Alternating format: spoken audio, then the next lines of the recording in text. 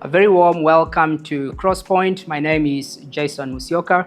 This is a platform that we hope to engage on issues that affect us as a society. And this is not just a focus on ourselves here in South Africa, but on global issues, continental issues that particularly relate to questions of economic development, questions of philosophy, questions of religion, because that's really, as a society, what we are. We are a coming together of all of these points that ultimately make what we have as a society today. So those are issues that I hope that we can engage on Crosspoint platform on an ongoing basis. I expect, of course, to see your engagement, your subscription, your involvement, your commenting, your critique, because the ideal conversation should really focus on critical public discourse, conversations that go beyond the public. I'll come back to that in a while, but let me introduce myself. My name is Jason Musyoka. I am a Pan-Africanist, a development economist, a theologian, and also a self-taught philosopher. And so my disciplinary interest stretches those three aspects. As far as development economics is concerned, I have done extensive work around the continent, mainly on issues of economic development policy, certainly in South Africa, local government, but also on national government. I've done quite some work around the region itself, the SADC region, working with the SADC institutions, but I've also done quite some work with United Nations entities that essentially still focus on issues of mainly migration, but also issues of economic development. So that's who I really am, and therefore my interest is continental and global from that point of view. But as I've indicated, it's not just the development issues, questions of theology. I find them very interesting for a range of reasons. Number one, that we are very religious society as a human society, as a human species. And so for that, whether we deny or accept that fact, the reality is that we engage on that level of the unknown every now and then. Some people much more engaged than others, but ultimately we are really engaged with the questions of the unknown and wanting to speculate and to know what is really going on in that kind of spectrum. So that should not really be neglected in public discourse. And the third factor is, of course, the fact that in my interest in philosophy is essentially because the human species, what distinguishes us from any other species, from wildlife or animals and all of that is the fact that we are reasoning beings. We are species that can think, that can reason. And on that basis, we are also a species that can engage. And I think that is where we fail in public discourse and in society, where our dialogue, our engagement falls short of what we are really capable of doing. And that is where philosophy comes in. So welcome and join me into this wonderful journey. I think it will be thrilling. I think it will be wonderful. I think it will be exciting for myself, for yourself, and for others on how we begin to move public discourse to those three areas. Number one, to issues of economic development. Number two, issues of religion that vex us so much. And then thirdly, issues of rational thought, so that when we engage, we are not really talking past each other, but we are basing our arguments on facts and logic and research and data. And that moves our public discourse or improves the quality of our public discourse. In summary, Crosspoint will focus on essentially three core apexes. The first one is engaging this question of what John Stuart Mill, an 19th century philosopher, referred to as Homo economicus. And Homo economicus is, the argument is that as human beings, we are really obsessed with material wealth and prosperity and accumulation of such. And that's come to define who we are. About a decade ago, one economist wrote a book titled Homo economicus The Lost Prophet of Modern Times, Daniel Cohen. And his argument is this, that over the last 200 years, as human beings and as a species, we've come to define happiness on the basis of accumulation of toys, of materialism. And that assessment, in my view, is close to accurate of what we have become. I do recall when I was a student in 2006, listening to South African former President Thabo Mbeki during his lecture on Nelson Mandela's lecture. I think it was the fourth. And he raised this issue, of course, dealing with the questions that were emerging at the time in the South African society. What he saw as capitalism that was forcing society to move away from moral and ethical values, and the obsession with materialism, which in his assessment was a suicidal mission. It was a mission where society is really committing mass suicide, if you consider. And coming all the way now to 2025, I think one can argue that the South African society has come a long way that direction of obsessing and engaging in that world of materialism or capitalism, that the excesses of capitalism that has ultimately created major social issues. If we talk of crime, for example, gender-based violence, for example, if we talk about questions of lack of service delivery, corruption, all of those are really the manifestations or the display of the excesses of capitalism, where those who have committed themselves, those who are given the opportunities to serve the public, they really don't take that role as defined by the concepts of what public service really is. And this is not just a South African issue. It is a global issue where Homo economicus, the material man, the economic man, has become the center of attention and the ambition of the human species. There is a problem with that kind of philosophy, and I'll talk to that, and I hope to engage that along the way. The second problem that we face as a society relates to religion. And with religion, I have indicated that there's a work that has been done from Harvey Cox in 1965, who wrote an interesting book about a secular city. And his argument was how the society needed to relook at this whole concept of religion. And when we talk about religion, we are not just talking about the fact that people need to focus on the world that is unknown, and that's it. There are nuances to that. There are arguments that I hope we can push forward, difficult conversations that I hope we can push forward, boundaries that we can also push outward, so that we engage this question of religion. And Carl Jung talked about human beings as homo religiosus, which is to mean that human beings are incurably religious. And his argument, of course, is the fact that wherever you look, there is a sense in which human beings want to worship. Even those who do not believe in the existence of God. Richard Dawkins himself has made this the admission that for the most part, most atheists are in fact repressed Christians, and he has admitted to that possibility. And there are many other cases that we can provide. And it's very interesting that if you look at the last century, and going all the way back to the 19th century, 20th century, the core, at least most of the main atheists who do not believe in the existence of God, they do have a background somehow, even if remotely, on issues that relate to Christianity.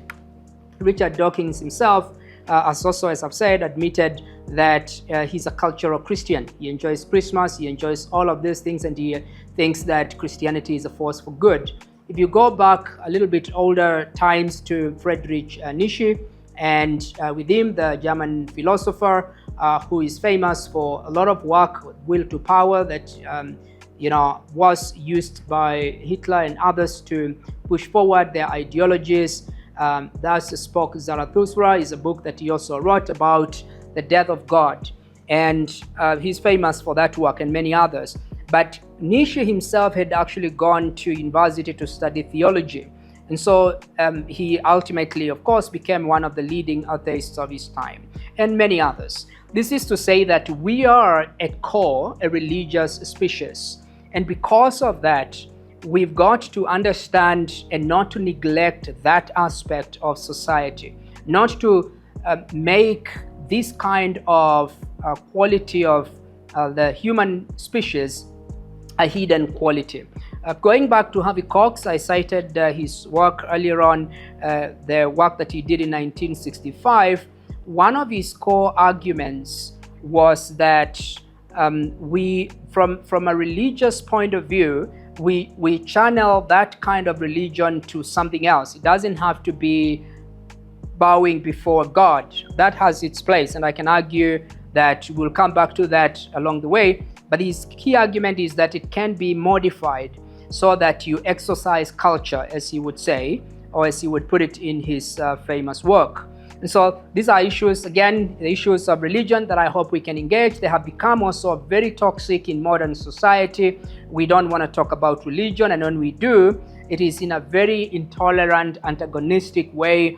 But also, unfortunately, I will speak certainly as a Christian theologian, there has been a retreating of Christian theology from engaging in public and asserting some of the things that are that theologians really hold, and there is sufficient evidence for them. And I hope that we can push these boundaries and engage questions that relate to religion and certainly Christian theology, but of course engaging other different kinds of faiths in a way that is more rational, that is tolerant, and that elevates debate from the sentimental to a point where we can engage on a rational thought. And that leads me to the third problem that I think exists in our society today. And this is the question of philosophy. Because we are a social media generation that is no longer devoted to books in the shelves and hard copies and all of that, instead of a generation going to war, we have a generation that is much more engaged in, for example, social media games. And so we've looked inward. We've become an inward generation that is no longer engaged with the outside world in any meaningful way. Because of that, we are a very sentimental generation. Sentimental in the sense that the focus is much more on how we feel. That's why even marketing societies, companies focus on essentially the feeling. What are the emotions that can be derived from engaging messaging that is much more focused on how you feel, but not how you think.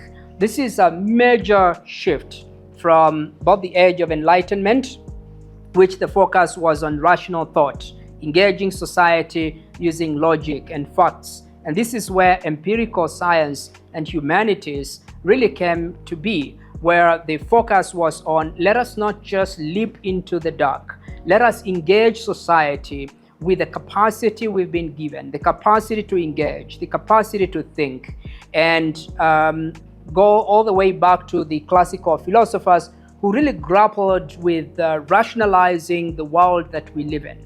And my sense is that, and experience is that we've moved away from that kind of engagement. And that is why debates are now propaganda. Debates are much more emotional, and what in philosophy we would call as ad hominem, which is to mean that if I cannot argue my point successfully to words or to convince or persuade you, then I attack the man. Ad hominem means that face the man as opposed to facing his argument, and can argue the same about face the woman as opposed to facing her argument. So the idea of playing the man is a bankruptcy of thought.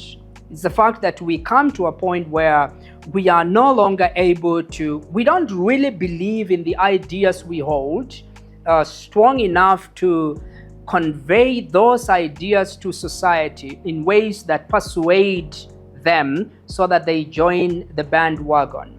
What happens is we are engaged in a polarizing sort of way, because that's what emotions do. Emotions are about ego. It's about what the caves that we've created for ourselves, and we want to protect those caves, even if, and that's where, by the way, this question of violence comes in.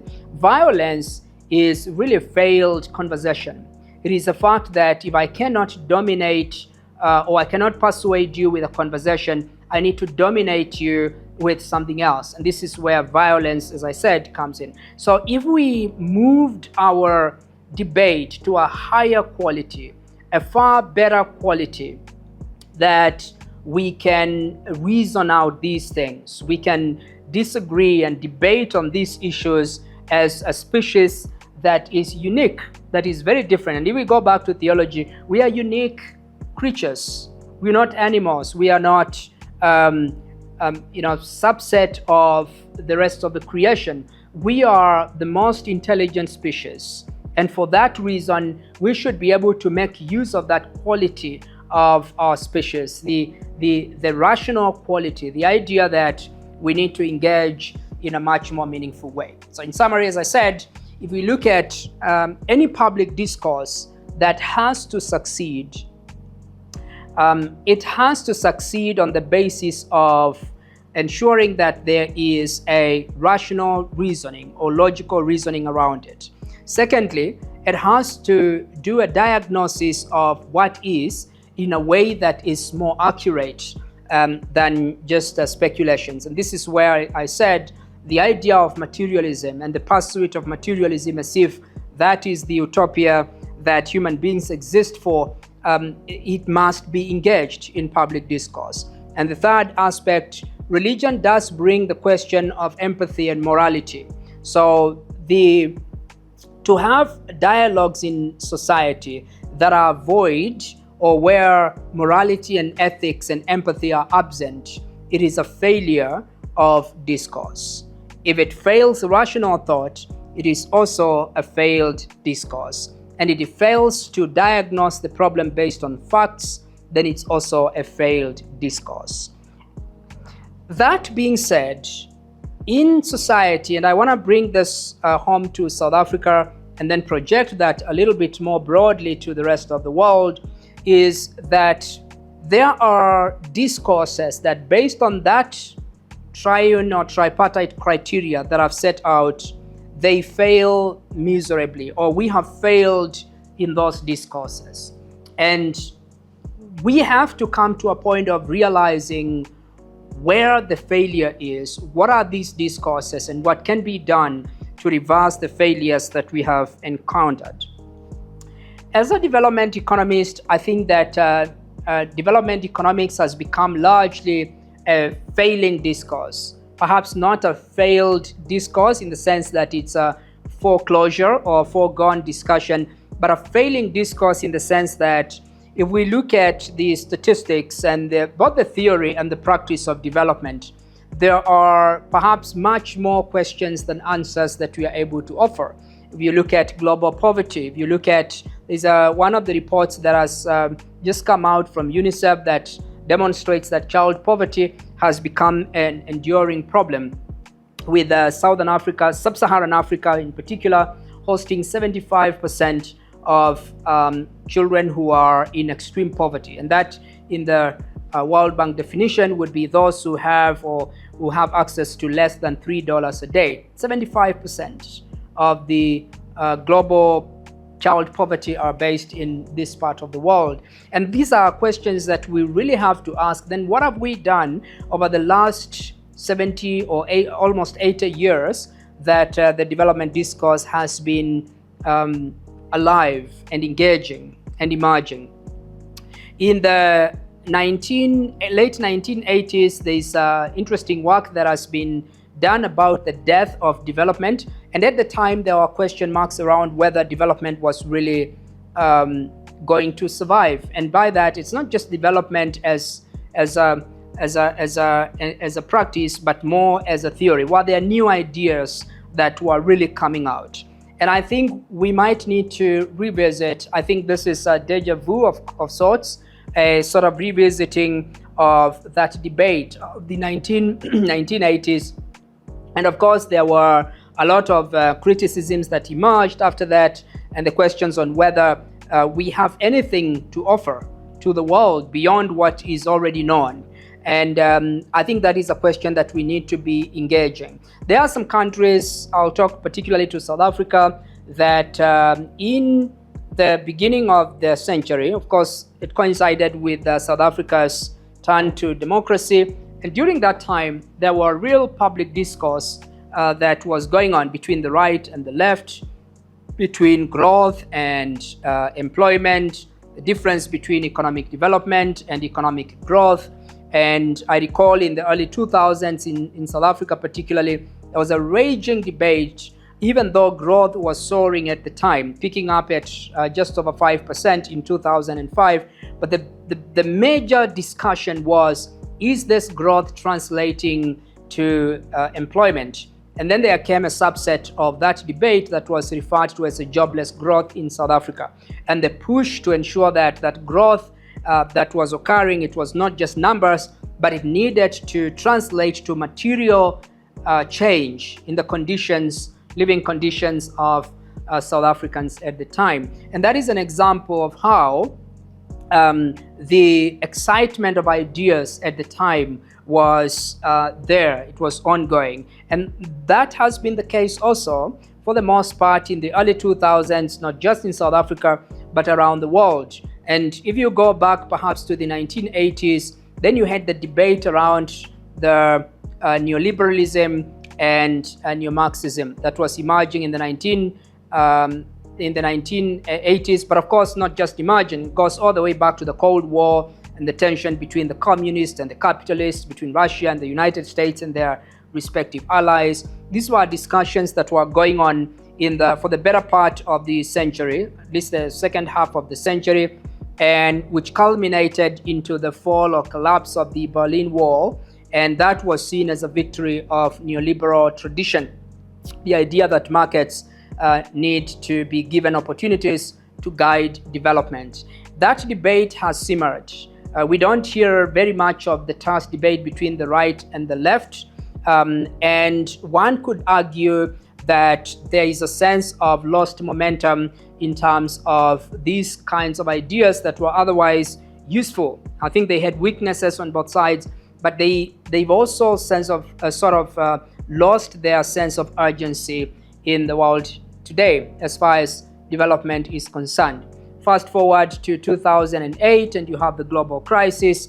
And of course that raises other serious issues around whether this now was the end of capitalism as we know it. And again, there was a recovery or resurrection of the left and the right debate occurring at the time after the crisis. And before the debate settled, then there was COVID-19 that was really raising questions around globalization, what globalization really is, and whether globalization was the way to go. And the argument was, look at what globalization had really delivered.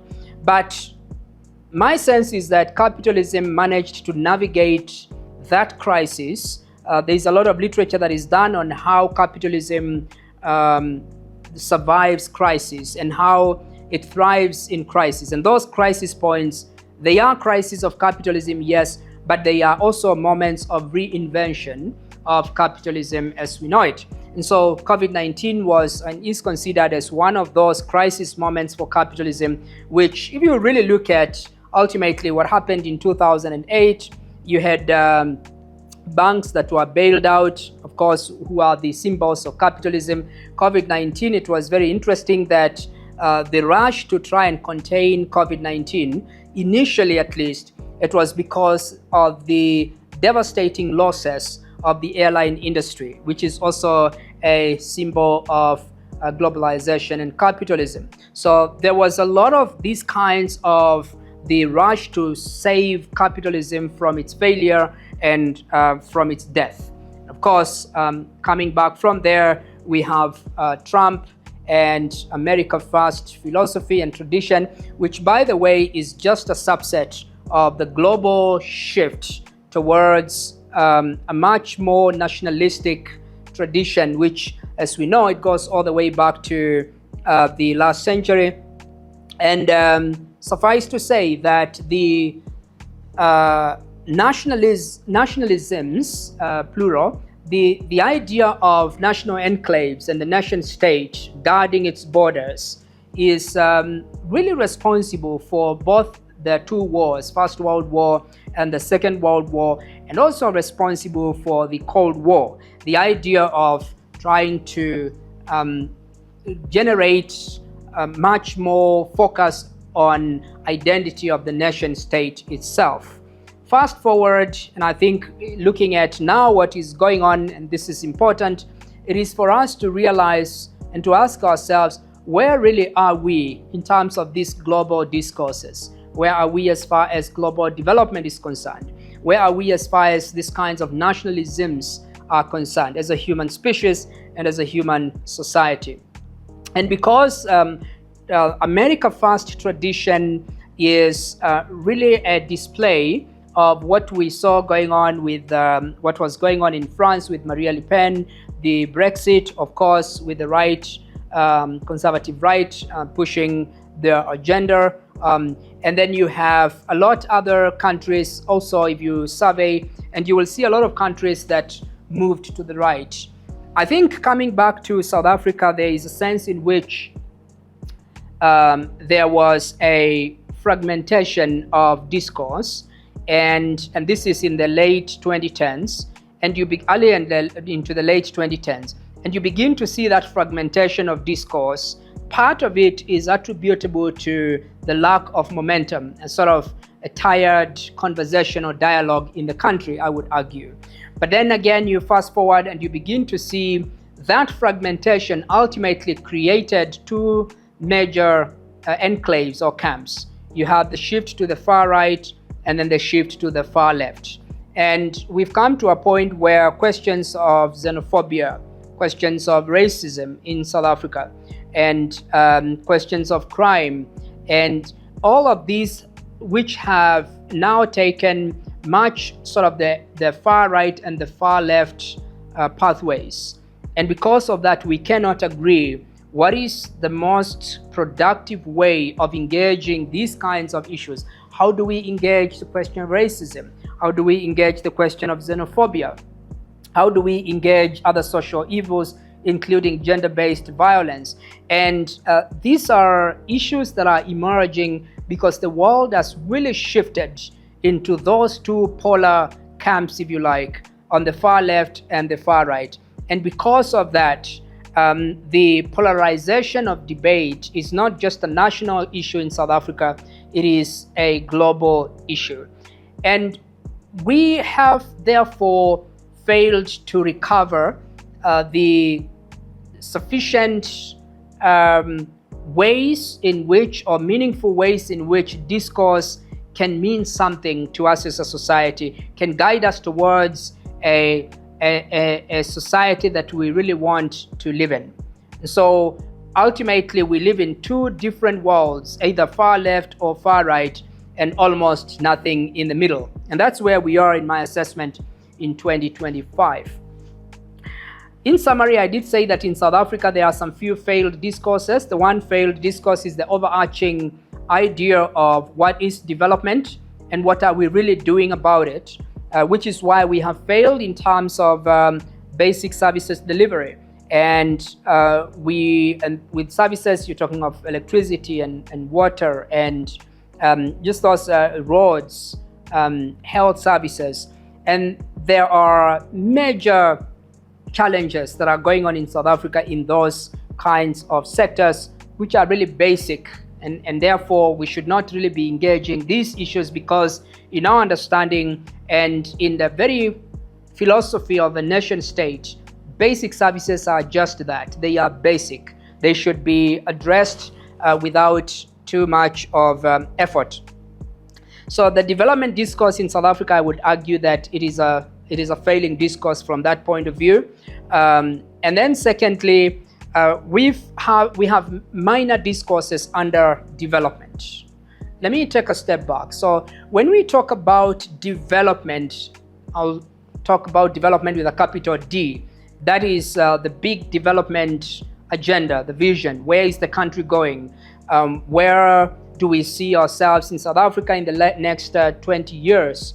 What are the major activities that everybody is doing to try and achieve that? The answer to that question is a lot less clear if you consider that Vision 2030 we fall far short from the targets that it set out, both in terms of job creation and targets of employment and so on, significantly low compared to what the targets are. So the level of incongruence is extremely high, or a very wide gap between the reality and aspirations. I am also critical about the fact that we have not seen revised versions of Vision 2030. I think that nation states, and not just South Africa, there are several countries, there's Kenya, I think there's Botswana, and others that have their vision as 2030 that we haven't really seen major drive or aspirations to expand that to the next 20 or so years. And 2030 is practically just 5 years away. So it's a failed discourse in the sense that there is almost an inertia, a tiredness of this kind of practice, not just in South Africa, but in the continent. The minor discourse in South Africa, and I will begin to end up with that, I think that migration is a failing discourse in the sense that we are not seeing where this is like a blindfolded sort of discourse that we are walking into areas that we have not been before with the abuse of human rights for migrants, but at the same time, we don't know where the balance really should be. And so that discussion is really left to sort of almost conclude itself, if you like. And I think that we need to re-engage this question on migration in South Africa. I want to project that to a global level and suggest that with America First and what has been going on in the United States and several other countries that have taken a much more ultra-right perspective around migration, there is also that idea that migrants are no longer welcome in those countries. In an era of globalization, the movement of capital, movement of labor, and movement of goods and services, it is inevitable. And we really have to engage these kinds of triple movements in a much more constructive way for purposes of policy.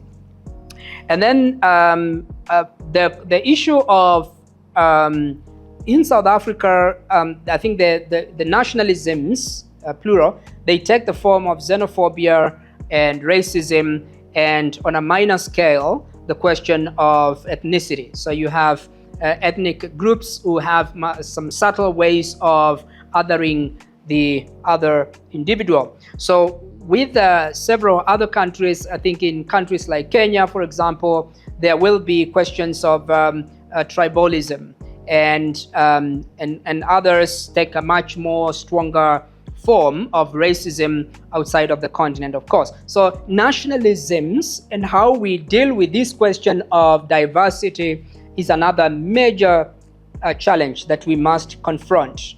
And I think that in South Africa, there is a sense, in my assessment, that I'll talk to that in one of the future episodes, that I think it's a failing discourse for a number of reasons why we've not engaged the question of race, which is why now we've ended up with South African refugees going to the United States, and the idea of genocide among white South Africans becoming a popularized notion or narrative, not just in South Africa, but around the world. It's because we have failed to engage these questions of race as we really should in South Africa. And then, of course, as I've said, the question of xenophobia, the question of African migrants, the fact that these are not really on the gears of public engagement that we should be engaging.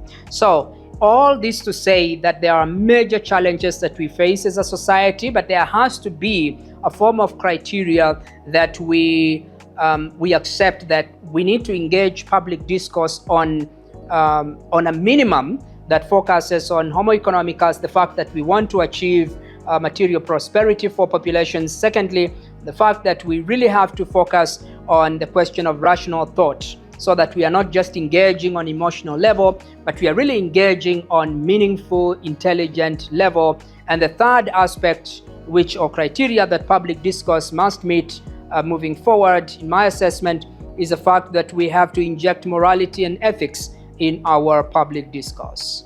So I'll end there for today, and I hope that we can pick up these issues in a much more focused way, and using these as a criteria to engage not just the issues I've raised, but also many more issues that relate to the meaningful and sustainable human society that is at peace with each other, and that is also meeting the aspirations of what human beings really exist to do. So thank you so much for engaging me on that, and I look forward to further discussions. If you want to reach us more, you can reach us at jason@thefrontline-group.com or 072-396-1938. Our WhatsApp line is +254 714229322. So you can engage us on those, but let's look forward to robust conversations here at Crosspoints.